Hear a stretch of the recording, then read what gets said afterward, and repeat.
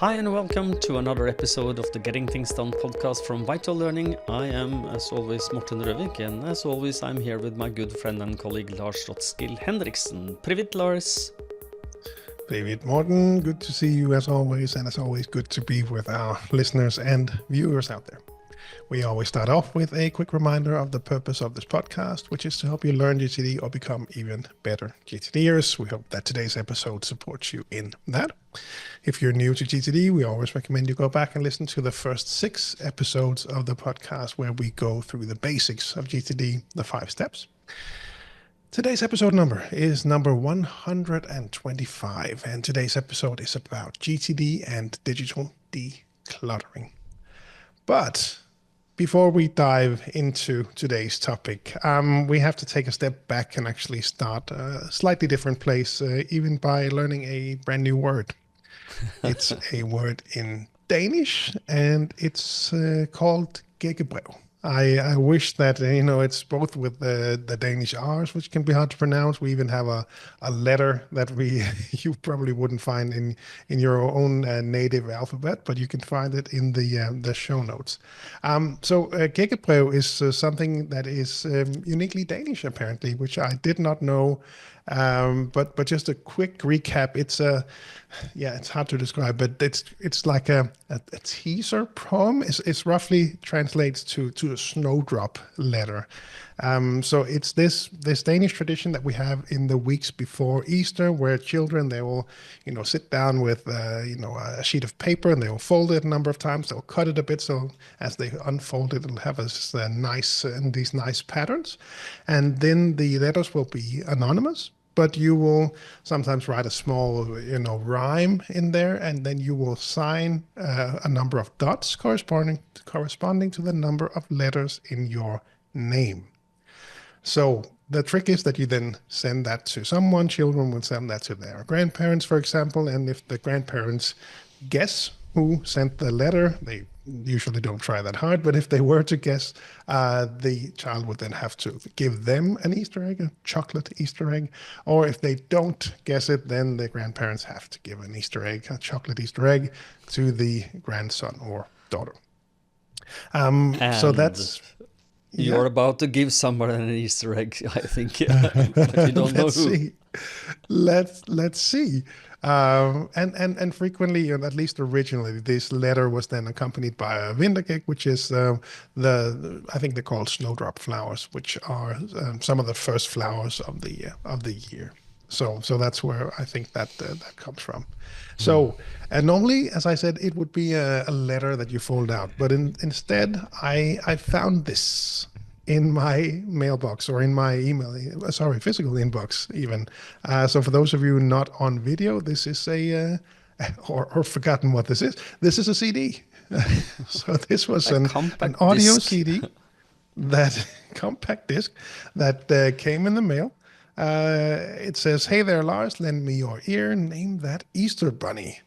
And then at the bottom left, it says, "Say it out loud on air, oh my." So on that CD was 8 different songs, 6 versions of this song that I think we'll either merge in or we'll put it in a link I've uploaded, so you can listen to it if you want to. These are 6 different songs and 2 bonus tracks. The 6 songs are variations on the same topic, GTD related songs, fantastic songs, AI generated, really well made. There are different versions. There's a swing edition, that'll be the first one you listen to, vintage pop, klezmer, gangster, retro wave, and rap edition. So some different ones. It's just fantastic. I had so much fun. I'll see if I can include as well I took a selfie when I was listening to it on the plane for the first time as I was flying to Madrid, because I was so confused and enjoyed it so thoroughly. It was really good. Easter conundrum. The thing is, the thing is, so you have to guess. And my first guess, I was like, technically it wasn't a guess, but I think we'll count it anyway, because I was asking Morten, do you know anything about a CD that was sent to me? about a gigabyte. What was that? What's that? So I think that counts as a guess, which means I only have two, but I really have very little to go by. I don't have any dots anywhere here. So Oh, it can be dots in the maybe it's 6 songs. yeah, Is, or I could analyze the song. Or yeah, we could go really, really yeah, deep. And there, there are a handful of people that I have in mind. But it's hard. yeah. But I have to go for some other people in the GCD organizing group for the summer camp. So I have to go with Jens or Feder. I have to go with you guys. I hope I'm right, and that means that there's an Easter egg coming. If not, then I guess I'll have to bring an Easter egg or two to the summer camp this year, Yeah. assuming that Okay. it's someone that Okay. comes to the summer camp. Yeah, exactly. But the deduction here, since it is a very Danish tradition, probably it is a Dane. It must be somebody who is understand what getting things done is, and then you narrow it down. We talked in the pre-show that I suggested you take fingerprints or collect DNA and send it to 23andMe to try to see if you're related to this person. Hey, have you thought about that? It could be somebody you're related to. Let's see. At least in the song, it's mentioned that my inbox will be overflowing if I don't guess correctly. So I'm kind of nervous now that we have my guess out there. But let's see. Has computer So skills this airs at the end of May, and we have the summer camp mid-June. So let's see. But in any case, so much creativity, and again, GTDers are the nicest people. They are, and if you are wanting to have a look at this, check the show notes. I'm sure Lars will include the link to the YouTube version of this, so you can listen to it and see if you can. And if you get any good ideas, send them Lars' way. I don't know how that would work, but yeah. yeah. No. Okay, and back to today's topic, I guess. Yeah, unless we wanted to just, a quick update from our end that we had we're just back as we record this from the GTD Master Class Retreat we had last week. I don't know if you wanted to mention that. Yes, you're absolutely right. I'm just eager to get started with today's topics. So that's me, Mr. What's right in front of me. No, but we just came back from 3 days in Denmark at a castle. Where we were having the great privilege to be with the 9 very intelligent GTDers and people who are really wanting to up their game when it comes to getting things done, and specifically the horizons of focus, which was the focus of this retreat. 9 people plus David Allen and Lars and I spent 3 days, but 2 days of training and reflection and coaching, and the feedbacks were just phenomenal. It's like happy to say. Yeah, and it is like I looked at the natural planning model we did, where we described wild success, and it was ticking all of the boxes. So it's like, wee! We did a good job creating a retreat. So we are now considering doing it again. And just brief overview of the thinking is that we will now pre-approve the people who were there this year, and but we would like to have a selection process. We will open up this worldwide, but then where you have to apply to be part of this, because we want to make sure that the people that we are saying yes to are fitting with the other people, so that we get a good mix of people with the mind at the right place, and that's so it's going to be an approval process there, but you will hear about it here when it becomes true. Anything to add, Lars? It was a great. No, just it was a lot of fun fantastic. again. Nicest people and nice surroundings, and yes, we did. We aimed for the horizons of focus, and we started off every day with a mind sweep, and it's everything you would expect from Yeah. GTD. So a lot of fun, and won't be the last time.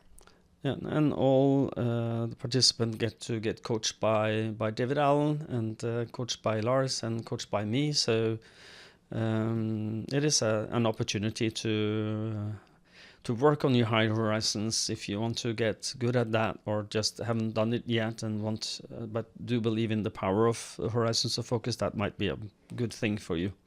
It's going to be sometime in 2026. We believe. More info to follow.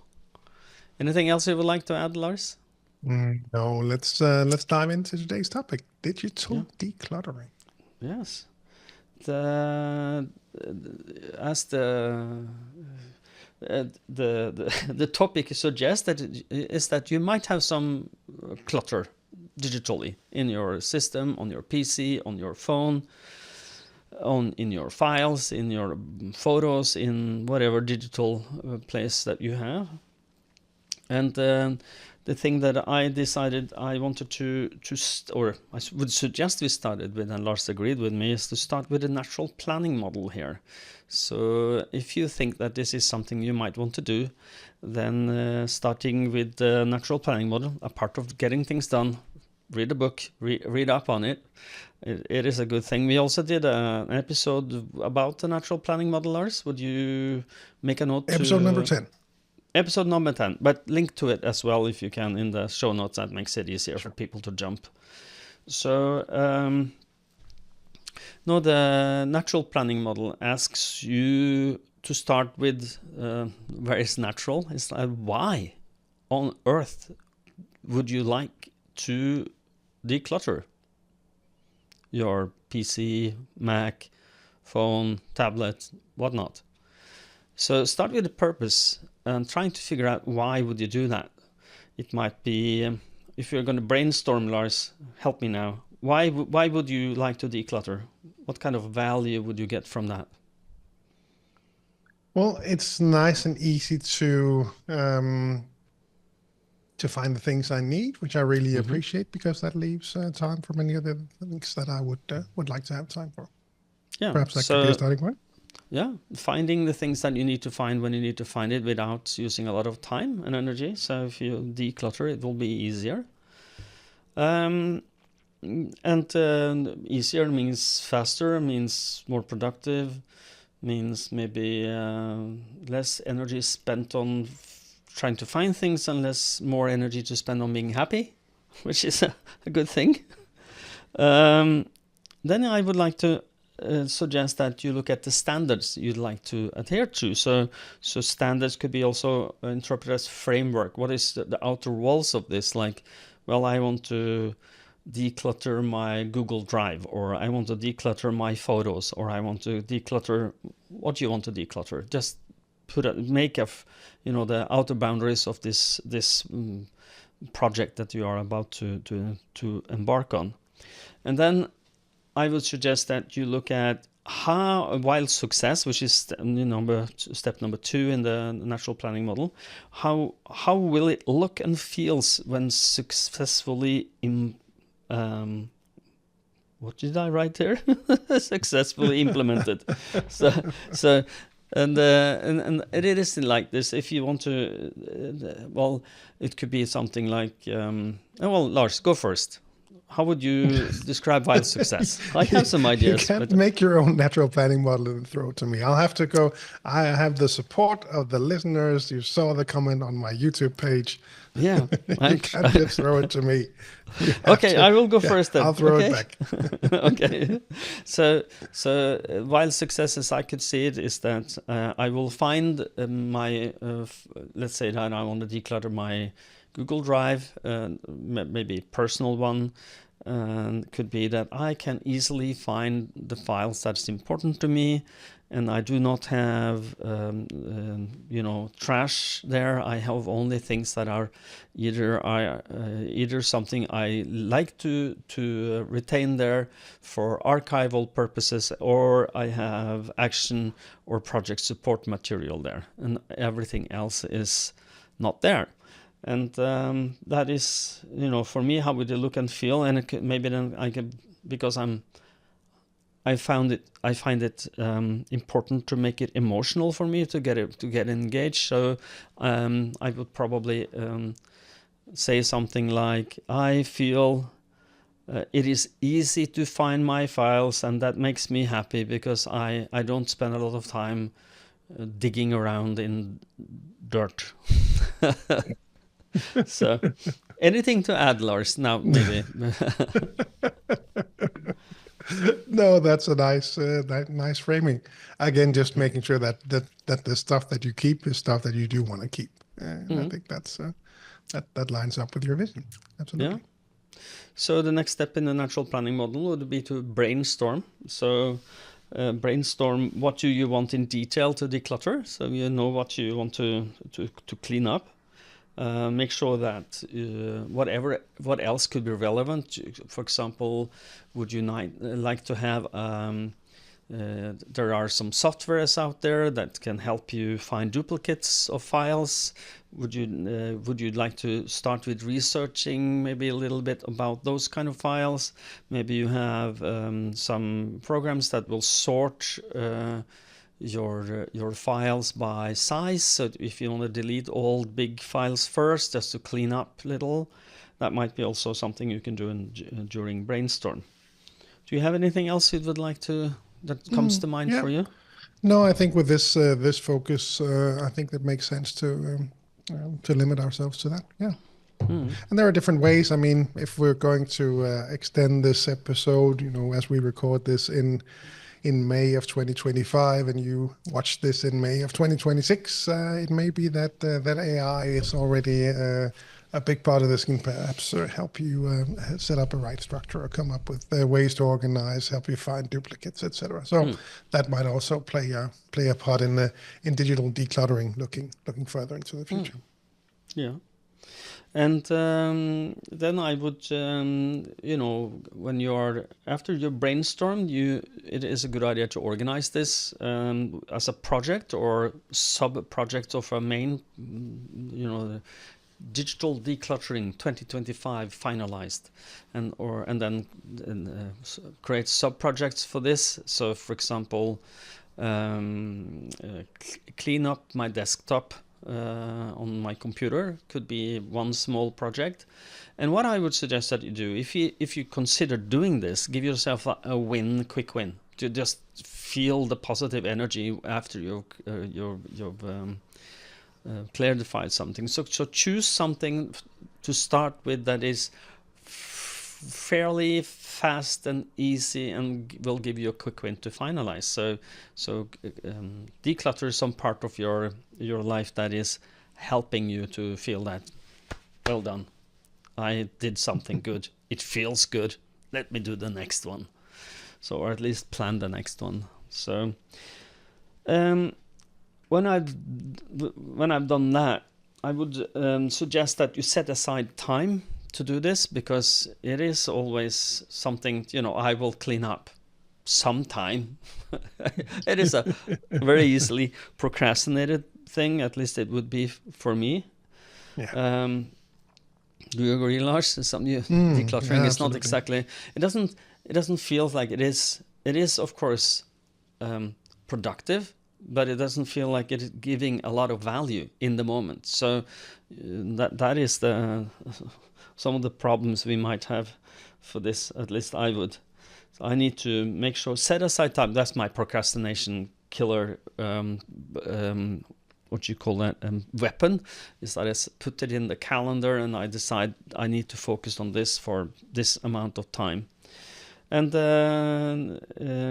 because you will need the ability to focus, and you need to have the energy to do this.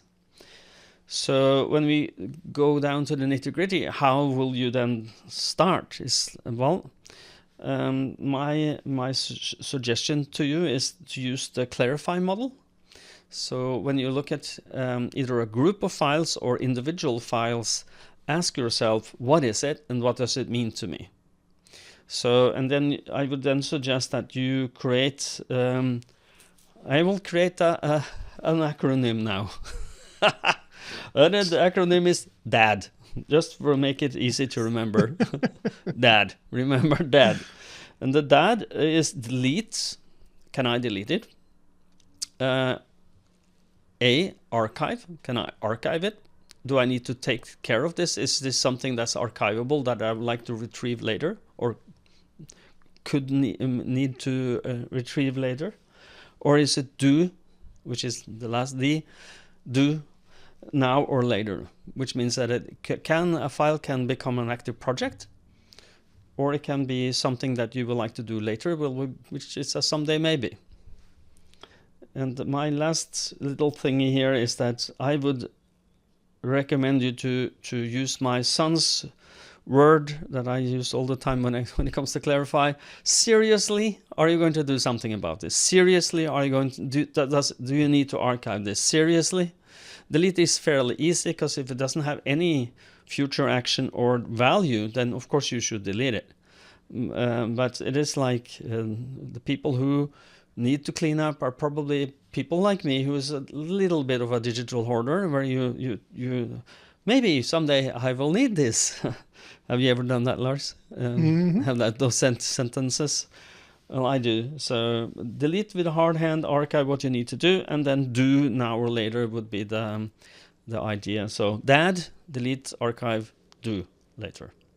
So anything to add, Lars? Does that make sense to you? No, I think building on that, I think, keeping an eye out for, what is reference, because that is really the starting point here, and that we have a structure in how we want to set that up. Projects might be triggered based on the natural planning model. Make sure you also have a good place for project support stuff, because you might come across things where I want to have this handy in relation to this project, but I don't want to throw it in the big archive, the big reference folder. So it's lost somewhere on Google Drive. I'm sure you could always find it, but it can perhaps feel nice to have handy. So you might want to have a folder on your desktop, or a separate folder structure where you have the information at hand that you need in relation to a project or a next action. Yeah. And as always, keep the Sunday maybe in mind. Make sure that as you go through this, at least that might happen to me if I was doing this digital decluttering. I would, oh, that looks good. And oh, there's the manual for the something that I have in the closet, the Synology something backup server, whatever it was. That would be cool to set up again. I could run things and it could do. And suddenly I would not be decluttering anymore, and then deep diving into manuals, Google searches, ideas from ChatGPT, and connecting, and I needed a new switch, and and that it could feels easily so productive. go wrong. But it is really a rabbit hole, right? So be sure to keep that one in mind as well. Absolutely. Yeah. I do, and it is easy to get distracted from this, but it is like Clarify. When you clarify, specifically if you are highly associative, it is difficult. Or if you're balanced, sequential associative, then you will have problems deciding what is this, because, well, if you are high associative, you will, I can use this for this, and maybe this and this, and then suddenly you're doing something completely different. Or if you're balanced, you can end up doing a lot of thinking about this. But that you have the ability to tap into the associative to make associations, but then the sequential part comes in. But that includes this, and this, and this, and then you start to talk. The procrastination here is to think about all the steps that needs to get done to get this done, which is, of course, your brain will blow a fuse. Just because of a file I have on my desktop. No, but it is what it is. But to have clear ideas on where something goes helps.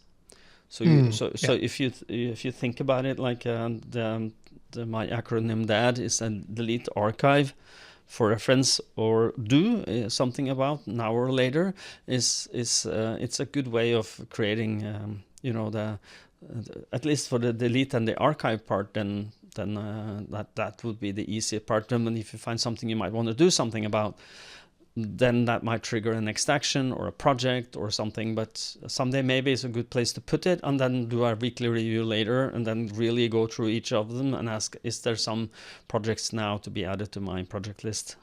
Does that make sense? Yeah, sure.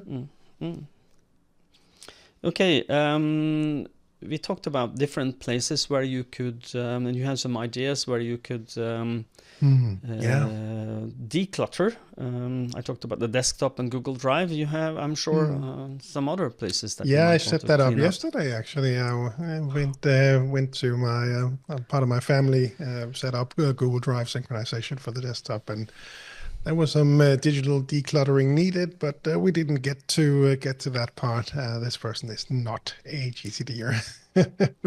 But no, we spoke about a few different things on where would you need to go and do that digital decluttering. Of course, that depends on who you are and where you store stuff and how good you are at each of those locations. But an obvious starting point might be emails, and as Morten just mentioned, the hoarding of digital stuff, you might need it at some point. That's definitely me when it comes to email. So if we go through your acronym, or in my case, perhaps the whole Clarify flow, when these emails come in there, I can definitely have a tendency saying, okay, this is certainly not actionable. It's not a someday. Maybe it should either be reference or trash. And I look at that, and it's easy for me to say reference. It's easy for me just to hit the archive button, because I use that single storage space, talking about how do we then organize it when it comes to that. And Morten will have more advanced structures than I will for my system. So since I only have that one big archive folder for all my emails and then search them out when I need it, I think there's a tendency for me to also, then it's easier just to hit that archive shortcut. So that's always something for me. I'm always reminded when you do the GTD trainings, and I always say that out loud. I still need to do better at making sure that I don't save stuff that I don't need, because when I then search, unnecessary stuff will show up. So that's the email part for me. I don't know. Are you still good with email and making sure you delete as needed? Let me see if I can now turn me on back on. Because I went to, what's happening now? I'm sorry for those who are listening. This is just me trying to get on camera again, and I'm very easily distracted. What did you say again? I'm just wondering, this is typical. Lars and I are very easily distracted because we have nothing on our mind but what's on we are focusing on. And if I, for a brief moment, focus on something different than what Lars says, it will just blow past me. So Lars, repeat, please. Kind of feel like you're dragging me into this one. No, what I was saying was emails, reference versus trash, whether you were good at actually storing what you needed to store. Yeah, I think I am. I'm fairly ruthless when it comes to deleting things. I'm just asking myself, do I need to take, will this be an important something that I need to get back to? And 99.9% of the times when I get something, it is nothing I need to keep. It could be something like I have a lengthy discussion in an email thread with a client that will of course be archived at some point, but because it might be something I want to get back to. But anything else that is not evidently quickly recognizable as something archivable, it is deleted very fast. And then archive everything so that anything that I decide to do something about is then pushed into my system, and then it's archived, so it's not in my inbox anymore, which is the best practice of getting things done. And that is emails for me.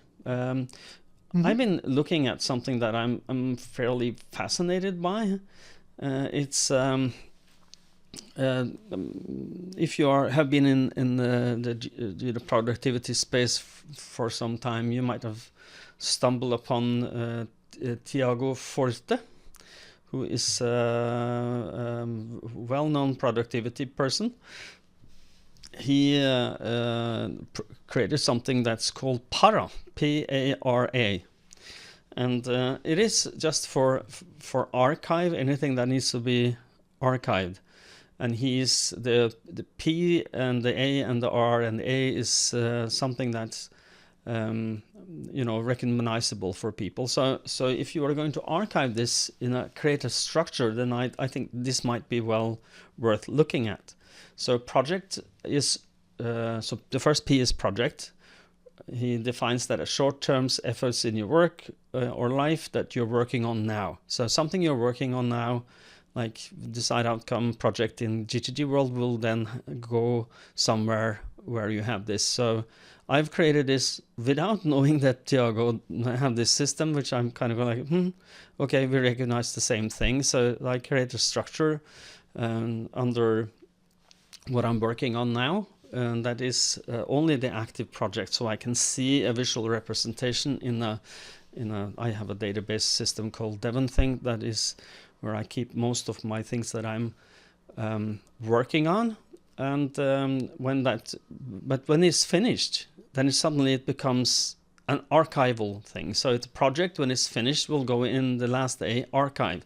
So you have to have a way to archive away from the active project, so you don't need to see all the active projects and the archived projects in one go. When I do coaching with people or when we do training with people, one thing that I always see is that a lot of people love their folders in their email, so that you have like 50 folders with different names, and just maybe 5 of them, maybe 10 of them are active. The rest is finished. And it becomes digital clutter. So the digital clutter in the way that it is mentally pulling on your attention, whether you know it or not. And so what I will, don't create mental copies of things that are finished. They are okay to clap yourself on the shoulder, but if you see that, your brain will start remembering what was this about, and it starts digging into it. So get it out, get it into an archive. And then the A in the para is area. So it's long-term responsibilities you want to manage over time, and that might be what we call areas of focus, or areas of focus and accountability in the getting things done hierarchy of the horizons of focus. So long-term responsibilities you would like to manage over time. So it could be, for example, you have you're responsible for paying the taxes, or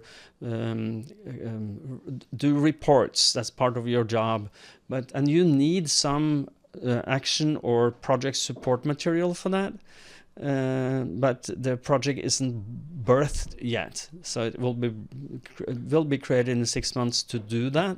That might be an area. So identify them as areas of responsibility. It could be like accounting, could be, let's say that you have the responsibility for the cars in the home, maybe you're responsible for the mortgage on the house, you want to make sure that you have the best interest rate, so that might be an area that you're responsible for. So anything that you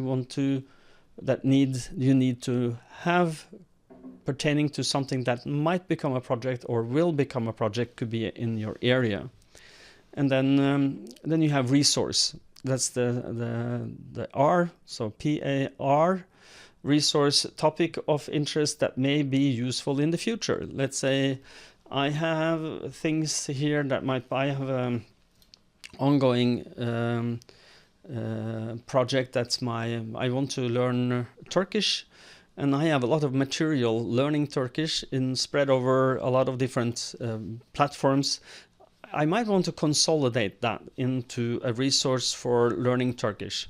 So it could be a resource library that I will visit because I need it to learn Turkish. And then the last, as I mentioned initially, is archive inactive items from other from the 3 other categories. So if something is archived, it will go into, if something is in the project area or resource that you don't want to work on now or maybe later, then you put it into your archive. And that makes sense to me. Does that make sense to you, Lars? Yeah, absolutely. Absolutely. And that's, I was thinking about it when we talked about these digital files. And again, the structure is very familiar, I think, to GTDers and makes a lot of sense. So good. Great starting point.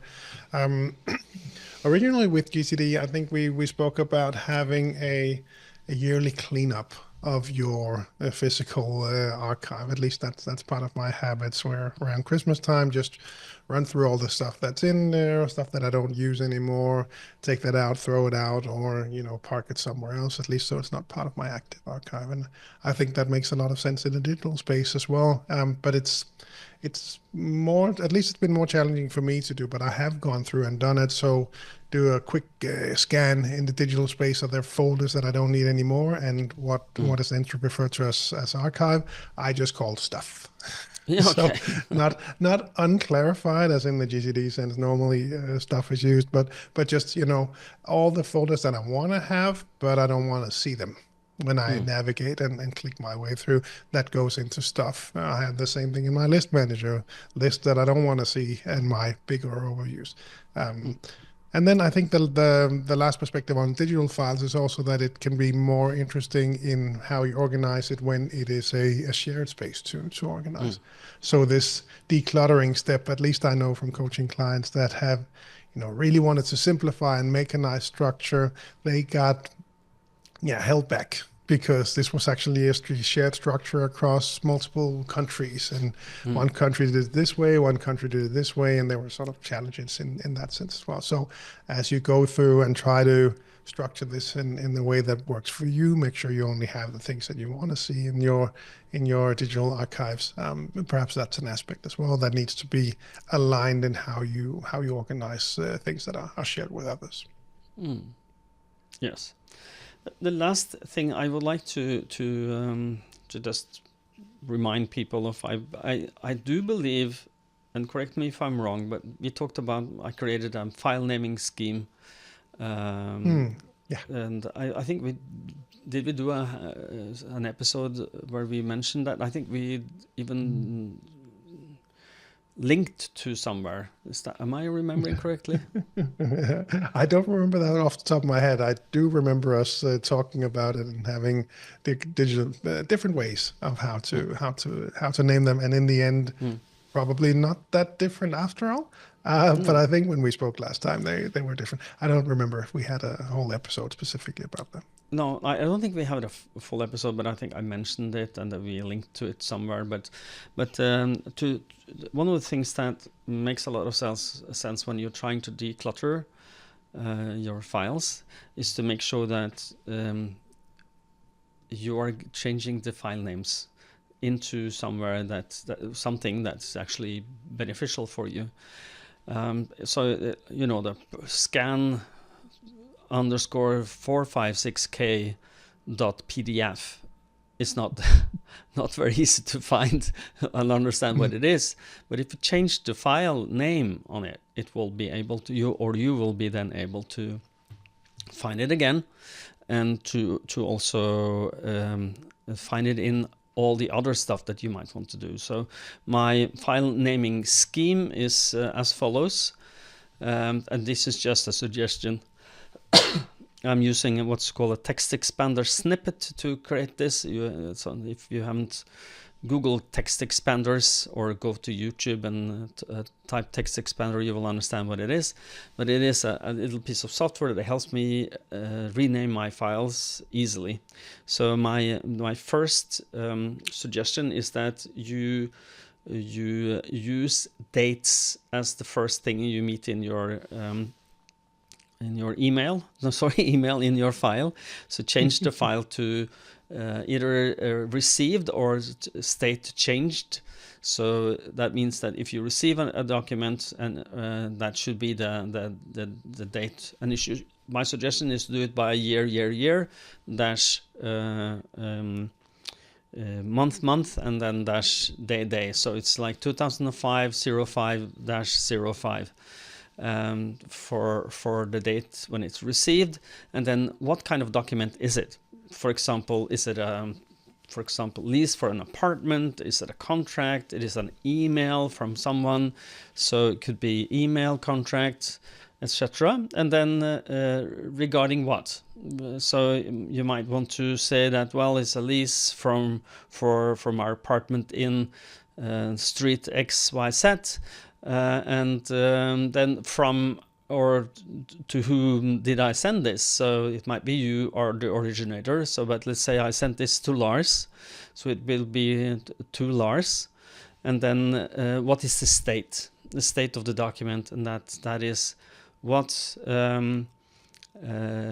Is it a draft? Is it the final version, or is it signed? So, for example, let's say Lars and I signed a lease for this apartment. Then it will be signed, and then the initial to the person who signed it, or if both, then both initials. So it will be MRLRH, and it ends on that, and that makes it very easy to find things. So if I want to look at all the files that I sent to or received from Lars, I will just write his name in the search bar, and everything that either is sent or received from me by Lars, I will find them.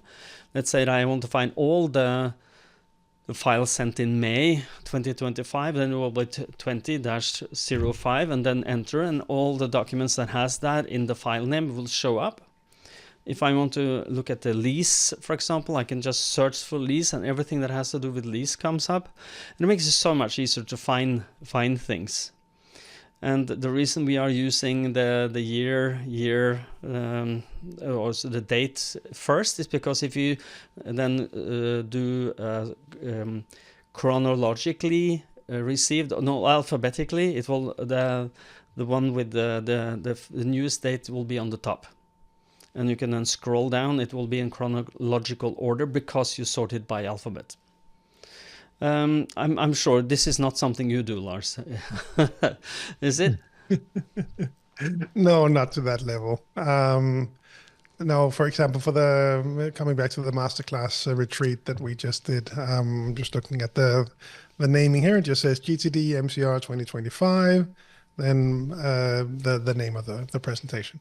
So I think that's typically sufficient for me in order to find what I need.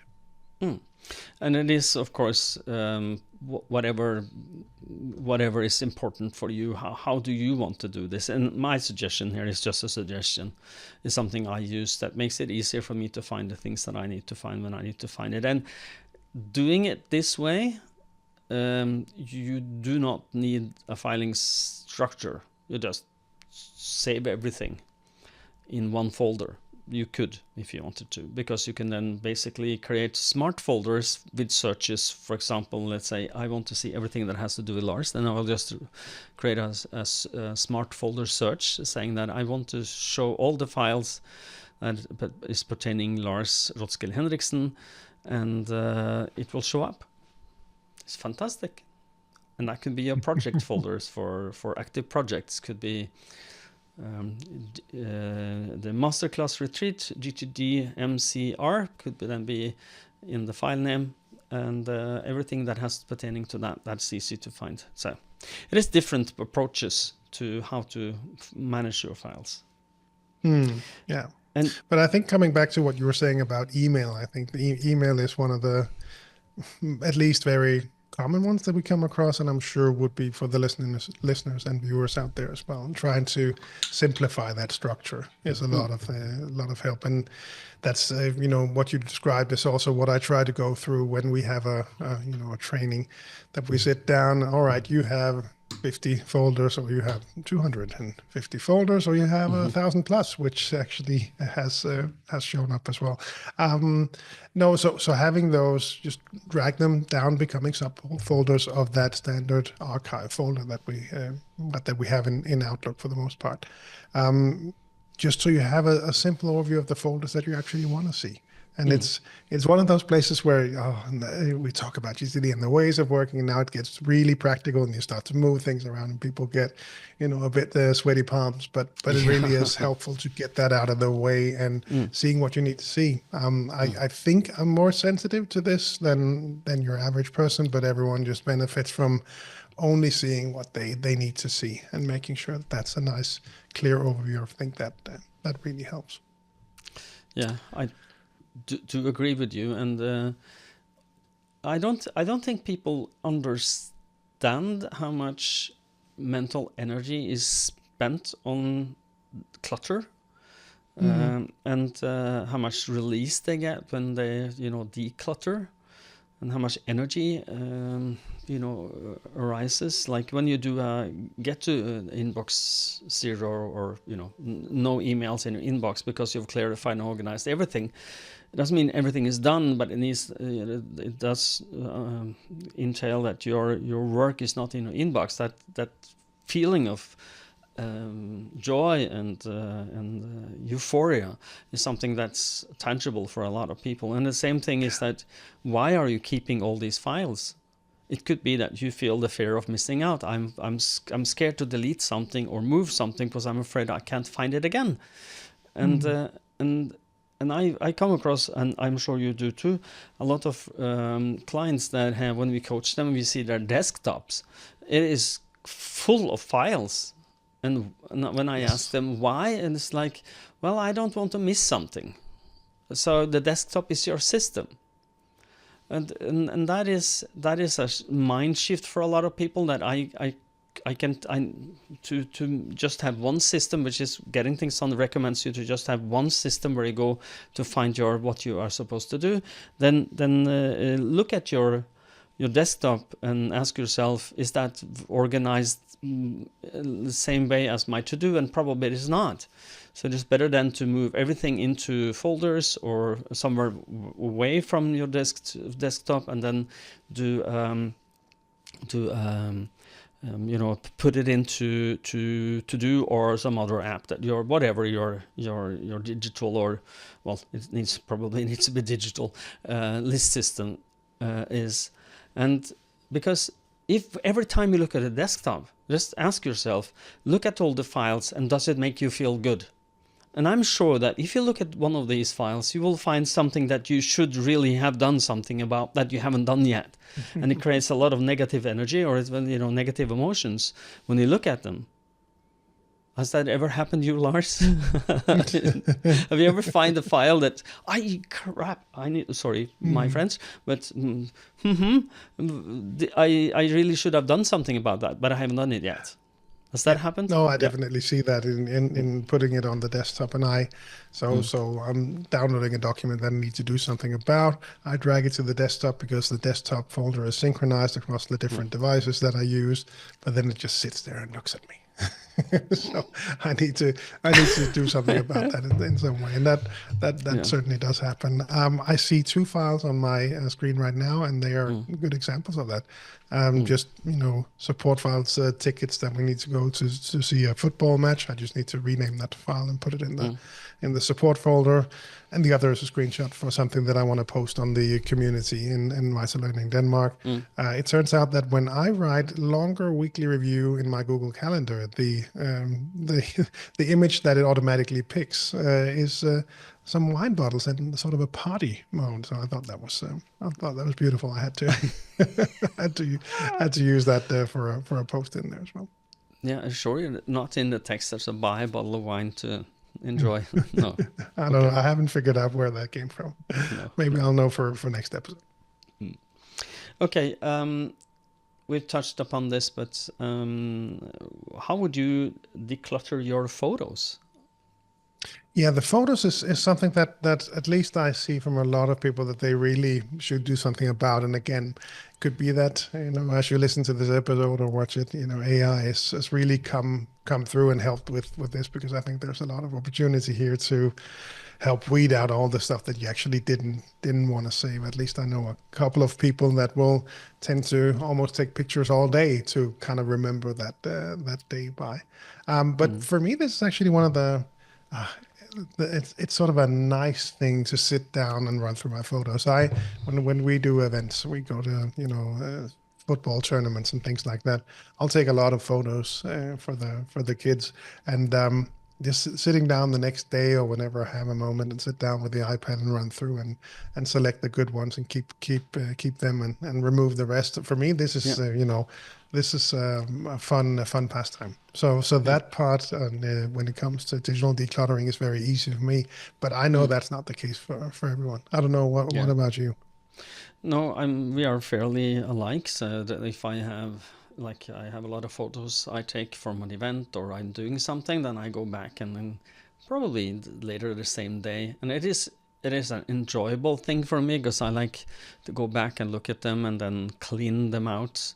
The ones that duplicates, choose the best ones and just keep the gold. I'm trying to focus on what's gold here, what is capturing the moment, what is, and if I have 10 of the same, the same subjects and the same, then I try to find which one encompasses everything or which two maybe encompasses, and the rest is just deleted. But if you don't do that, then decluttering is absolute, because then you declutter on the fly, as first in, first out. It's like you do it on a regular basis, but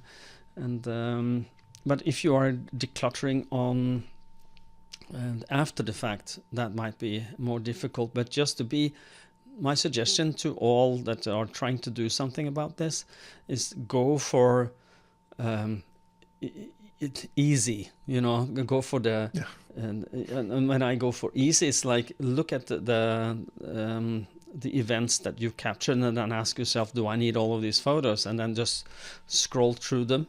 I'm high observer, so I can, if I flip through 5 photos of the same subject, I can then say, okay, this is the best one, and then I just delete all the others. And but it takes a little time to do that, and then but it is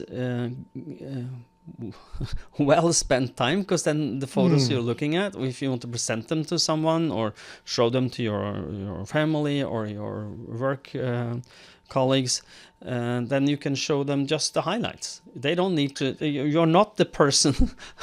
I'm born in the 1960s, and when I was young, we used to have slides. I don't know if you remember them. Huh? No, but it is. You talk like that all the time. You think so? Yes. Oh, yes. Yeah. No, but going back to that, I remember very vividly that that when you come to see some family somewhere, you went to see some friends, or that's my parents' friends, that is, and they had slide projectors, which is kind of a machine that shows these slides, and then you have a screen that this is shown on, and you look at all their photos, and they're having a great time because they were there and they enjoyed it, and then now they can see it again and present it to you, and you're just bored. You're bored. Your skull is going to explode any second. So don't be that person. Don't be the photo hoarder that shows everything. Just show the highlights. I remember when I was in Australia and someone had gone, I think, to visit Greenland, and it was, I think it felt like 2 hours at least. I don't know how long it really was, but it was pictures of icebergs. And then there's another iceberg, and then there's another. And of course, it was great when they were there. For the rest of us, after the first 10, then maybe that's enough. No, but when it comes to those photos, also another good reason, at least for me, to clean out the ones that I don't want to keep is the memories function. I think that's what it's called in English, at least. When I use both Google Photos and Apple, and they also pick out, all right, a year ago you did this, or 10 years ago you did this, and the stuff that it shows up and makes small videos, I love them. It's a great way for me to be reminded of all the fun stuff that has happened over the years. But I don't want to see the pictures that I don't need or that I don't want to see anymore, right? So making sure that the stuff that it actually keeps for you, that that it looks through when it creates those memories, I think that's, for me, that's at least a valuable thing to make sure that I'm reminded about the things that I do want to be reminded about. And if you create like a little video, so you don't have to sift through like 200 photos that you don't need to include in your, creating a video or, memory presentation. You just have the ones that are really good ones. So you don't have, oops, that was he blinked, and that was not the photo I wanted to show. So, yeah. Okay, as always, we talked before, we will not have enough to talk about. Now we are closing to 55 minutes. So I don't know about you, Lars, but are you ready to take us out? Almost. No, I think just the digital notes, and just going through that, and then, much of what we have spoken about already applies there. But just making sure that you have a process for that, and it could be for decluttering as well. If you keep too many things, I think for me it's easier with the notes. I kind of know what I want to keep and what I want to throw out. Keep a fairly simple structure as well. I use just Apple Notes for that, but having a process and a way to work that. If I have a sales meeting with someone, I have a button that creates a blank sheet with a few sort of headlines that I need to fill out as we go through the meeting.